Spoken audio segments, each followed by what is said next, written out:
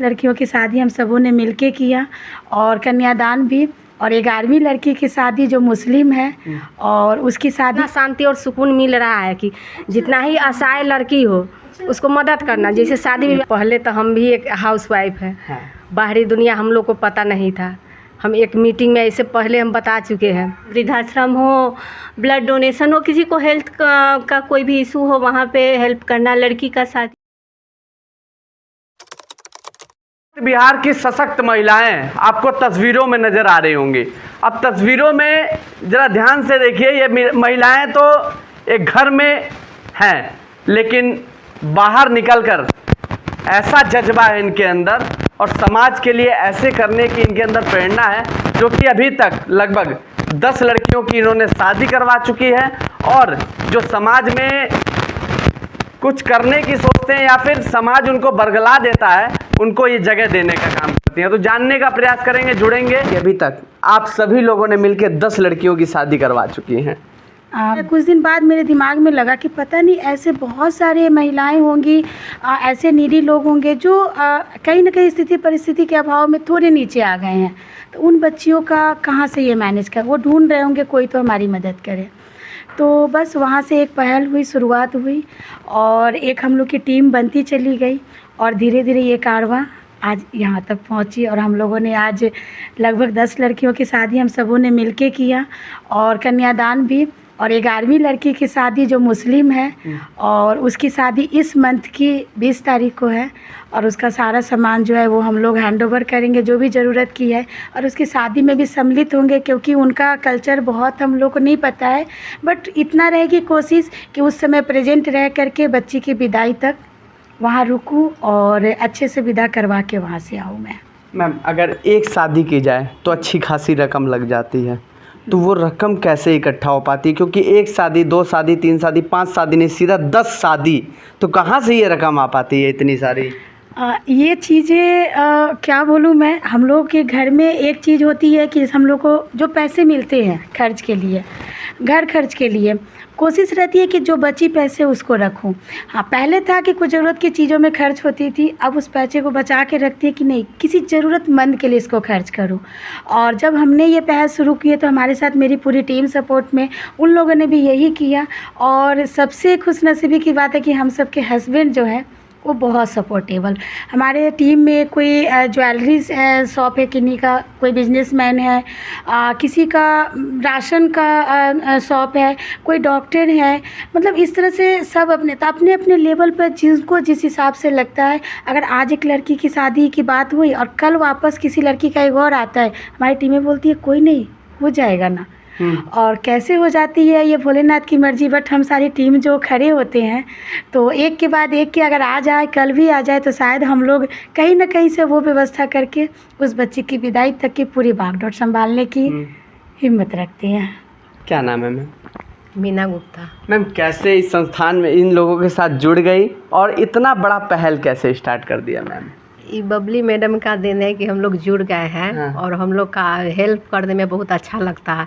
जिसको जो 5 गो लड़कियां रहता है तो माता पिता को बहुत परेशानी रहता है, तो हम लोग थोड़ा थोड़ा कर हम लोग हेल्प करते हैं, तो उनका लड़कियां सबका शादी होता है। तो इसीलिए हम लोग का बहुत अच्छा भी लगता है इसमें जुटे हुए हैं। मैम, अपनी तरफ से हेल्प करती हैं, ऐसा तो नहीं कि कंगाली के दौर पे आ जाएं? नहीं, ऐसा बात नहीं है। मेरा हस्बैंड बोलते हैं ठीक है जाओ तुम लोग हेल्प करो, इसलिए हम लोग हेल्प करते हैं। क्या नाम है मैम? पूनम गुप्ता। क्या इतनी बड़ी सोच कब से सोची, मतलब बबली मैम के साथ जुड़ने के बाद या फिर उससे पहले भी कुछ ऐसी सोच थी? देखिए, पहले तो हम भी एक हाउसवाइफ है, बाहरी दुनिया हम लोग को पता नहीं था।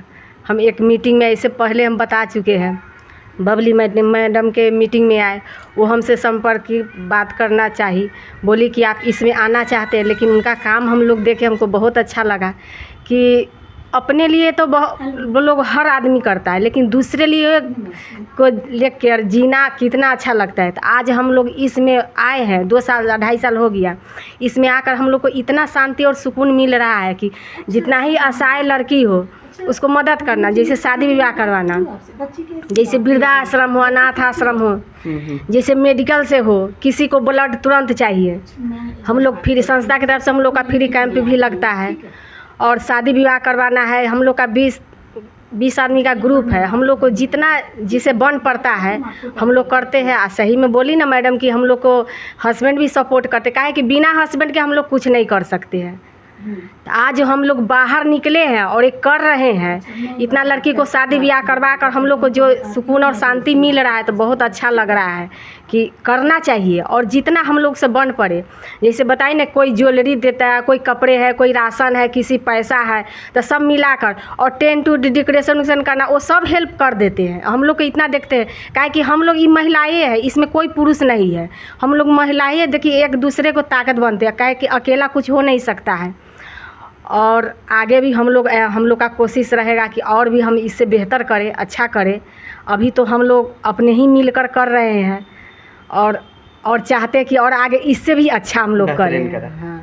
जैसे कि आप सभी लोग को पता होगा, चाहे वो मेरी माता हो, चाहे जो वीडियो देख रहे हैं आपकी माता हो, अगर देखा जाए तो हर वैसे समय में पिताजी का साथ देती हैं।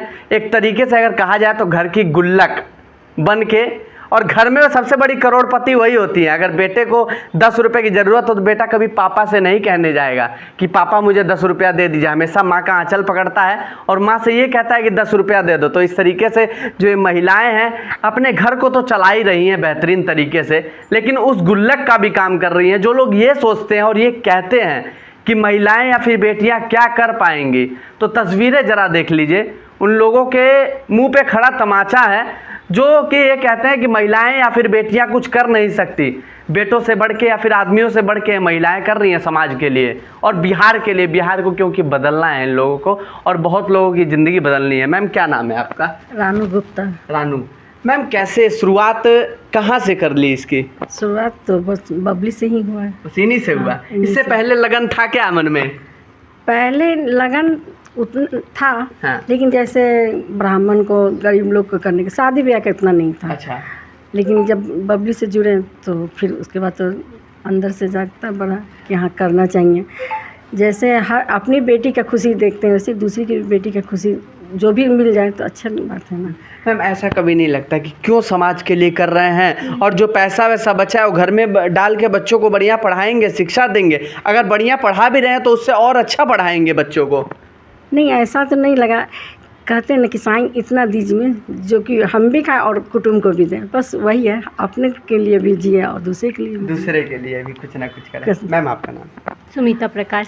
तो मतलब कैसे सपोर्ट इस यहाँ पे आप देती हैं? सपोर्ट किस तरीके से सपोर्ट दिया जाता है आपके द्वारा और आपको कहाँ से सपोर्ट मिलता है? जैसे ये तो मन में हमेशा रहता था कि किसी का मदद करें, लेकिन यहाँ संस्था से जुड़ने से हो गया कि मतलब एक जगह मिल गया कि जहाँ की हमको करने के लिए बहुत सारा काम है। जैसे अब कभी जो भी समाज में है, वृद्धाश्रम हो, ब्लड डोनेशन हो, किसी को हेल्थ का कोई भी इशू हो वहाँ पे हेल्प करना, लड़की का शादी, किसी का भी मदद करना।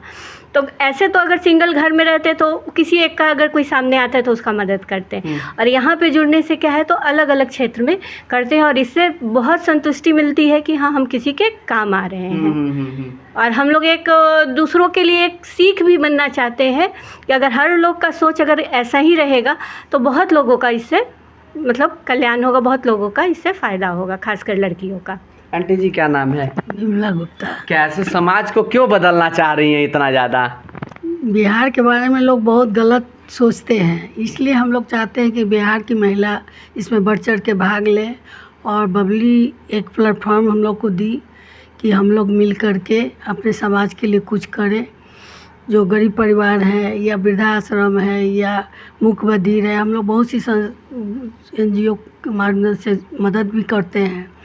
तो ये सब करके हम लोग को भी सुकून मिलता है। ऐसे तो हम लोग अपने में बहुत खर्च करते हैं, लेकिन कुछ बचा करके दूसरों के लिए भी करते हैं और सब मिल जाते हैं तो भला हो जाता है।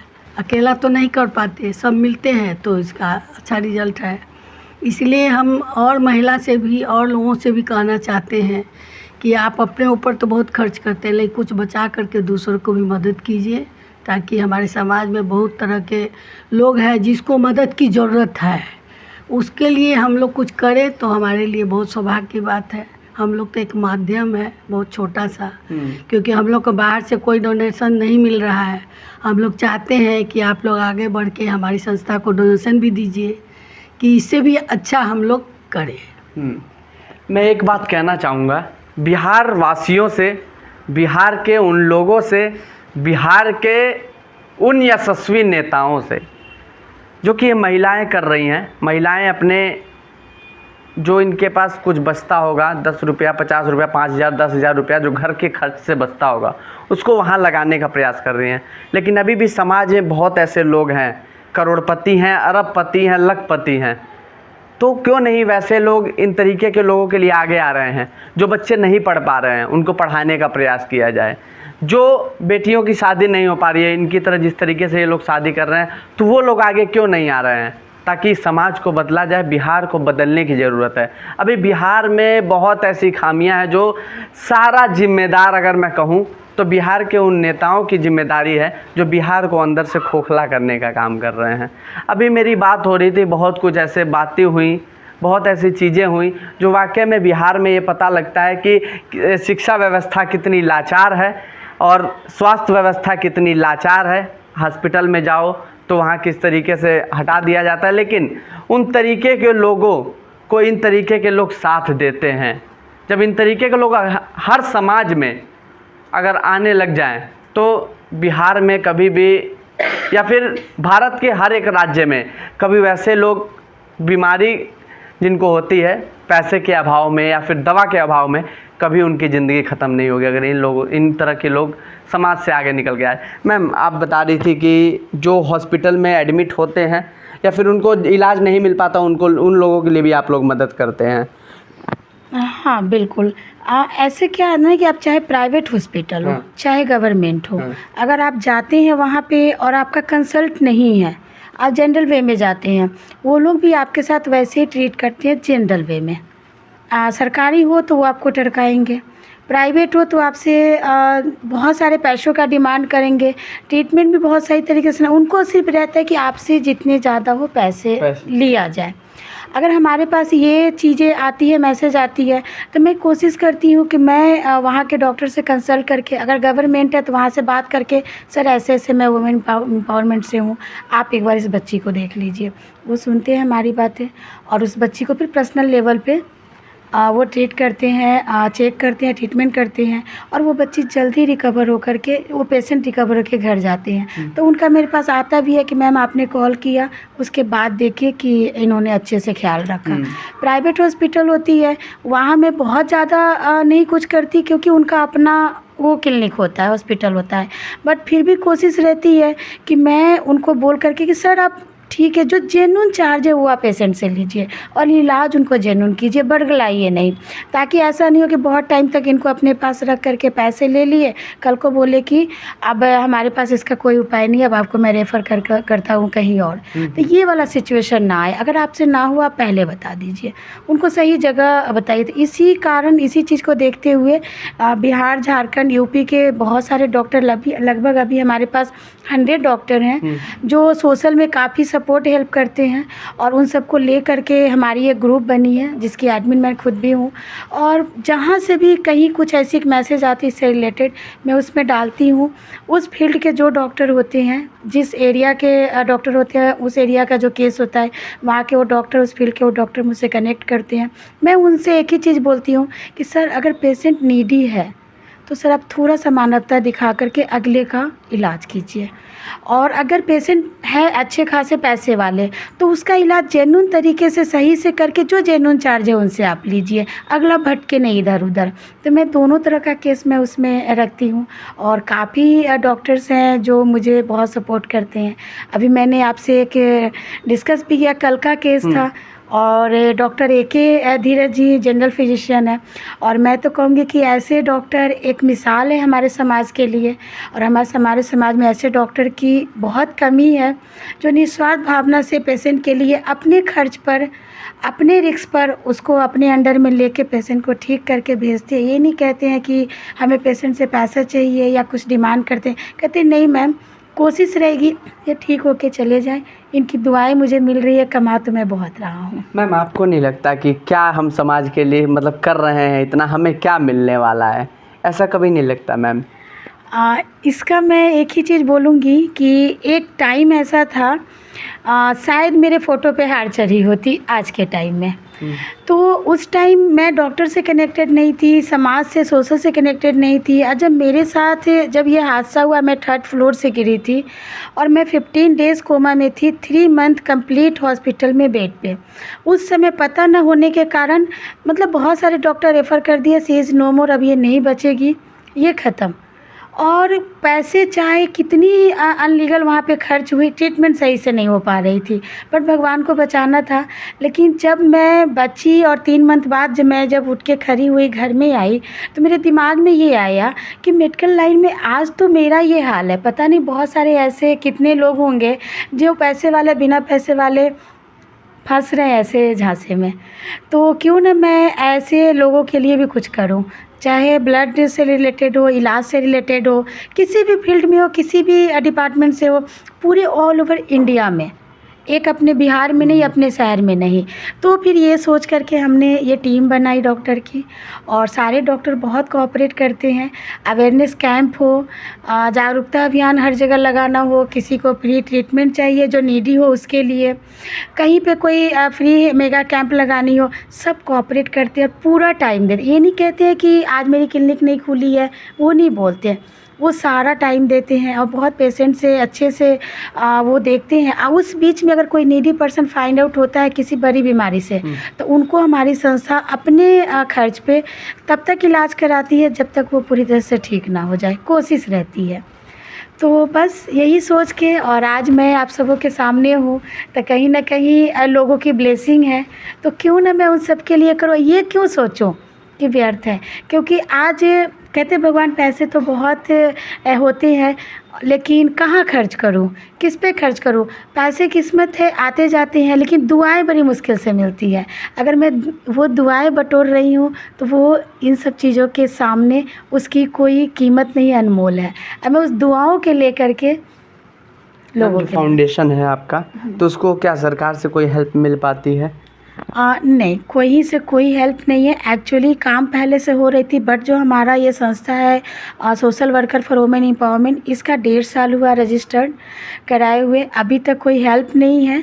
और अभी हम लोग के जितने टीम मेंबर हैं सब बहुत कोऑपरेटिव है, सपोर्टिंग है, और सबके फैमिली मेंबर, सबके हस्बैंड भी उतने ही सपोर्टेबल हैं। मतलब ये नहीं कहते हैं कि ओए अभी तो हुआ है फिर तुरंत, कहते नहीं कोई ना, करो ना, अरे इतना भगवान दिए हैं, अगर उनके लिए हम लोग ना करें तो फिर ये जीना क्या जीना है, अपने लिए तो सब जीता है।